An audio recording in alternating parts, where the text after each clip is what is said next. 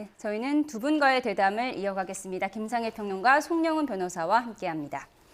네, 지난 13일에 사형이 구형된 재판은 이제 내란 혐의의 본류 재판인 것이고요. 오늘 징역 5년이 선고된 건 체포방해 혐의. 좀 시청자 여러분이 헷갈릴 수도 있을 것 같은데 이런 형량이 나중에는 어떻게 합산이 되는 거죠? 지금 오늘 이제 체포방해를 비롯한 그 12.3 비상계엄 전후에 있었던 일들에 관한 1심 선고가 있었던 겁니다. 예. 그리고 말씀하신 것처럼 12.3 비상계엄에 관한 본류 재판은 다음 달 19일에 선고 예정이죠. 윤 전 대통령의 변호인들이 오늘 선고 직후에 밝힌 바를 미루어 보면은 아마 즉각적으로 항소를 할 것으로 보입니다. 네. 그리고 내란 우두머리 사건에서도 유죄가 선고되면 항소할 것이 매우 유력하죠. 그러면 항소심에 가면은 두 사건이 병합될 가능성이 현실적으로 높아 보입니다. 그래서 오늘 이제 징역 5년이라고 하는 형이 12.3 비상계엄 본류 재판과는 별도로 선고가 됐지만 네. 결국은 항소심에 가면은 하나의 형이 정해질 가능성이 높다. 네. 이렇게 예. 보여집니다. 물론 항소심에 올라가는 것이 약 5주 정도의 시차가 있습니다만 우리 형사소송법상 항소심에서는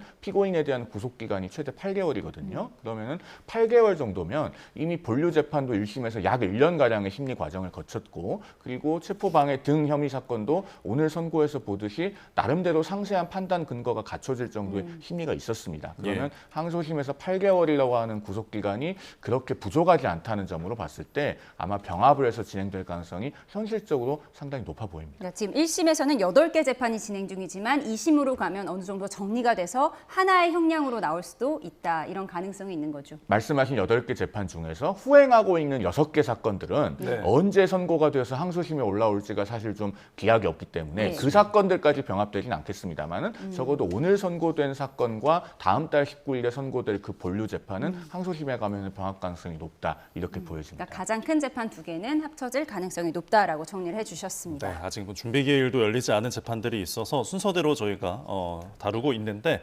오늘 선고하는 모습을 생중계가 되면서 시청자분들께서 함께 보셨습니다. 그리고 재판 과정들도 이제 저희가 뉴스를 통해서 봤었는데 재판장이 백대현 부장판사가 판결문을 1시간 동안 낭독을 했습니다.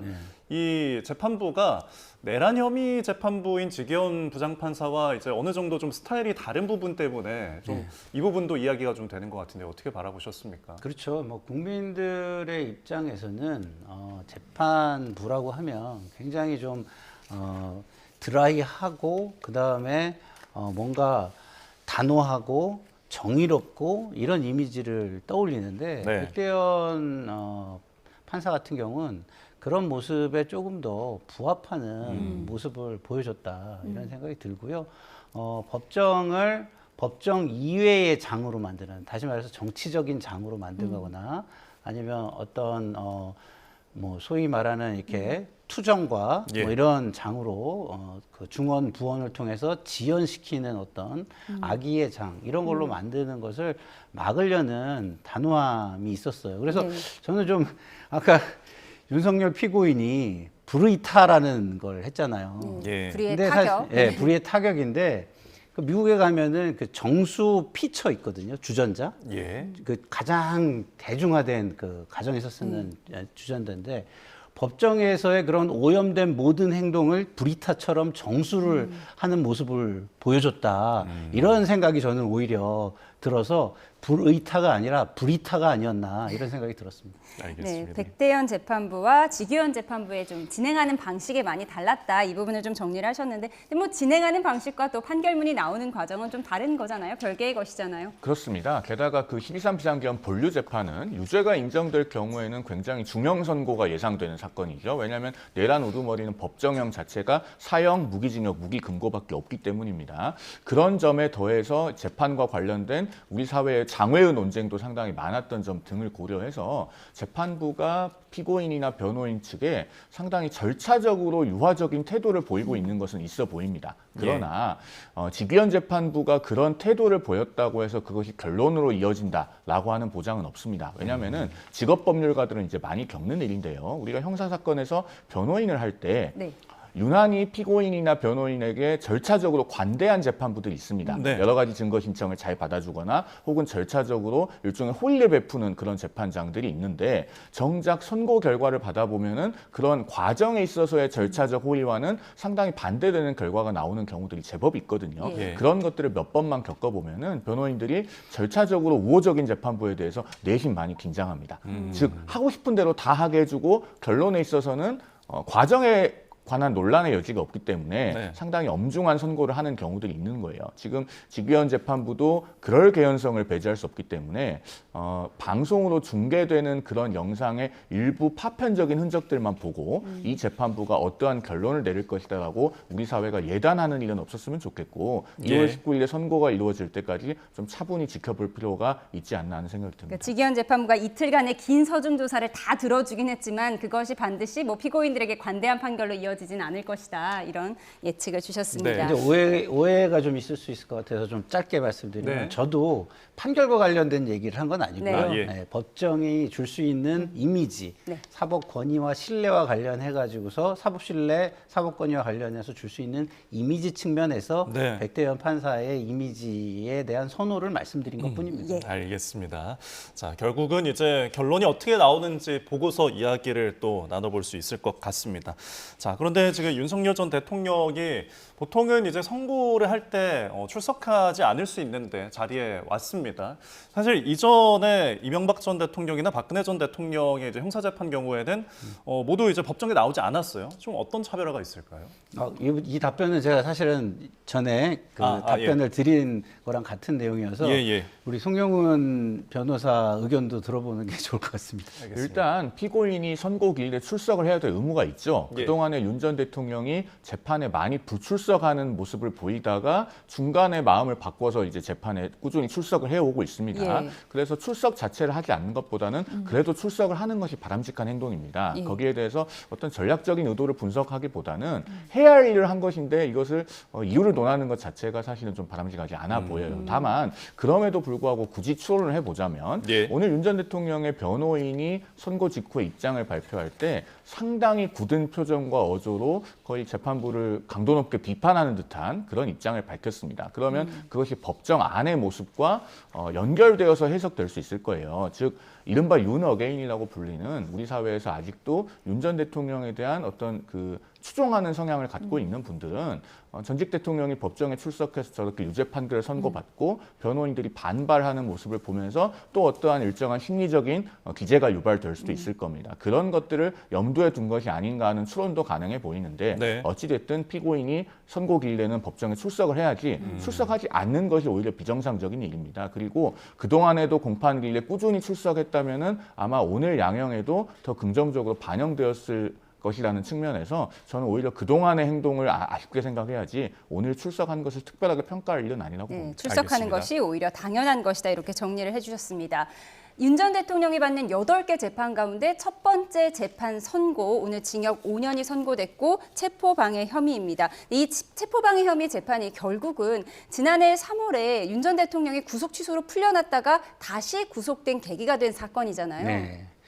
그러니까 역사적으로 국민들이 정말로 우리 대한민국이 법치 국가인가를 의심하면서 또 한편의 국민들은 굉장히 그 모습을 국제적으로 창피해하면서 바라봤던 시간이었다고 저는 생각을 하고요. 네. 그것에 대해서 오늘 비로소 재판부가 명쾌하게 상황을 법적으로 정리를 해줬다. 이런 의미가 굉장히 크다라는 말씀을 드리고 싶고 네. 그렇기 때문에 앞으로는 이렇게 국제적 망신의 장면이 우리 역사의 미래 속에서는 재현되지 않기를 바라는 마음이 굉장히 큽니다.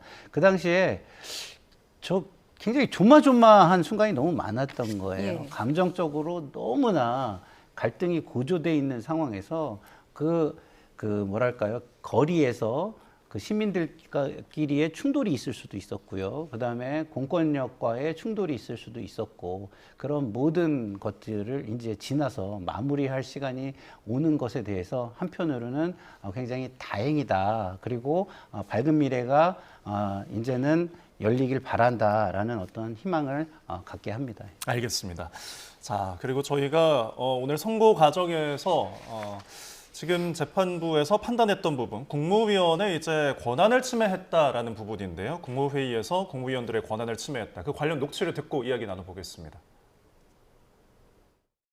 모든 국무위원은 국무회의의 구성원으로 국정을 심의할 권한을 가진다고 판단됩니다.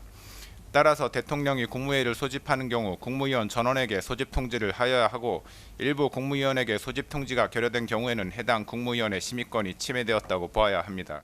통지를 받지 못한 교육부 장관, 과학기술정보통신부 장관, 국가보훈부 장관, 문화체육관광부 장관, 환경부 장관, 고용노동부 장관, 해양수산부 장관 이상 7명의 국무위원들의 심의권을 침해하는 행위를 하였다고 판단됩니다.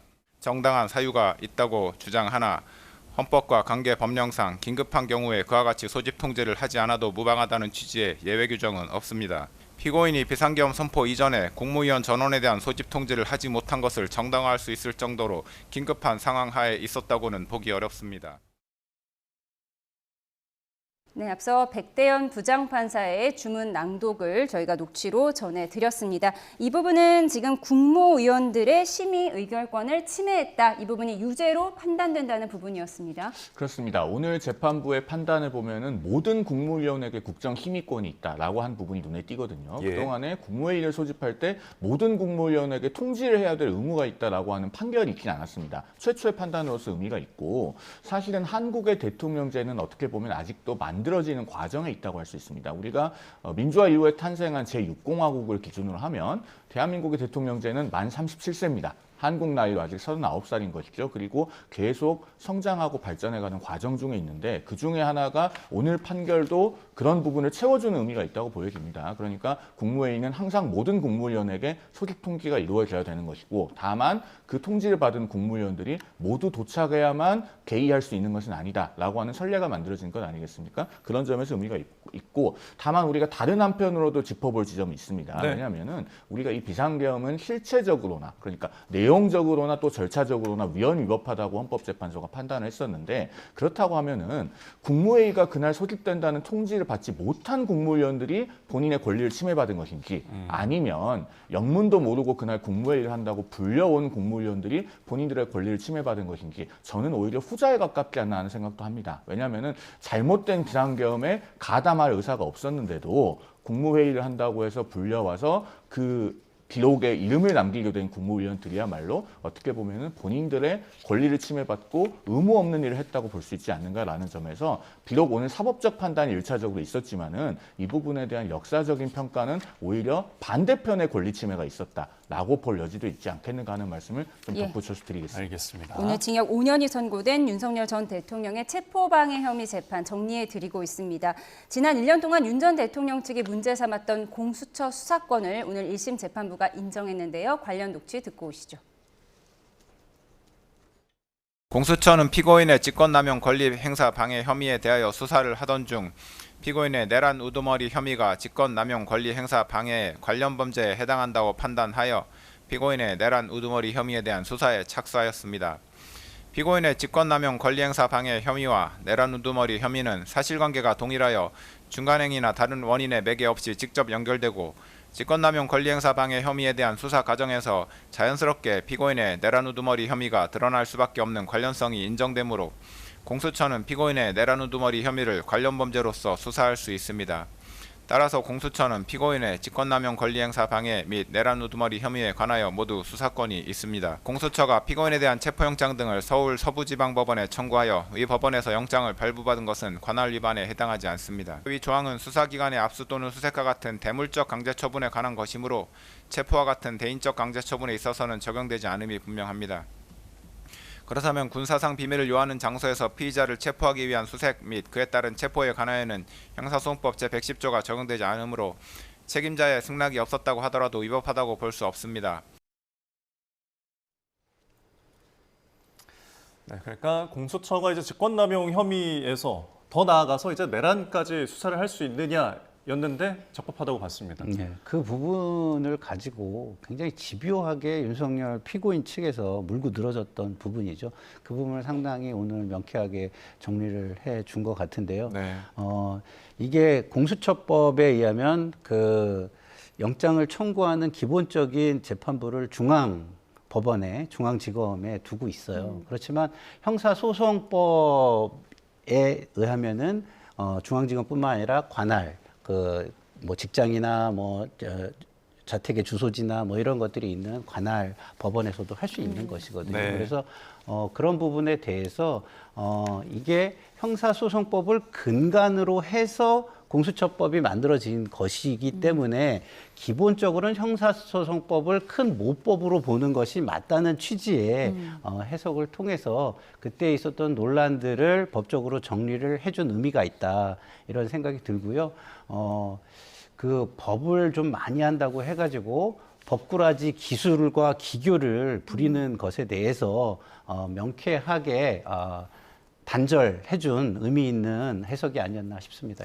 네, 당시에 윤 전 대통령 측은 공수처가 영장 쇼핑을 한 것이다 이런 주장을 해서 많은 분들이 기억하실 텐데 윤석열 전 대통령 측에서 이제 항소를 한다면 이 부분은 이제 고등법원의 내란 전담 재판부에서 다루게 될 첫 재판이 될 수도 있겠네요. 그렇습니다. 그럴 가능성이 높아 보이고 물론 그렇게 해서 이른바 내란 전담 재판부에 배당이 되면 윤 전 대통령 측에서는 위헌법률 심판 제청 신청을 할 가능성이 높아 보입니다. 예. 그러니까 무작위 배당 원칙이 깨졌다는 것이죠. 더더군다나 사건이 이미 기소되어서 존재하는 마당에 중간에 재판부의 구성 방식을 바꾼 것이기 때문에 거기에 대해서 위헌법률 심판 제청 신청을 할 가능성이 높아 보입니다. 그러면은 재판부가 그것을 받아들이는 경우에는 사건이 헌법재판소로 가면서 형사재판은 일단 중단됩니다. 그리고 받아들이지 않는 경우에는 형사재판은 중단되지 않지만 윤 전 대통령 측은 그것을 이제 헌법소원으로 헌재에 가서 이 내란전담 재판부법이 위헌인지 아닌지를 판단받아 볼 수 있는 길은 열려 있죠. 그러면은 이것은 해당 재판부가 구성이 되었을 적에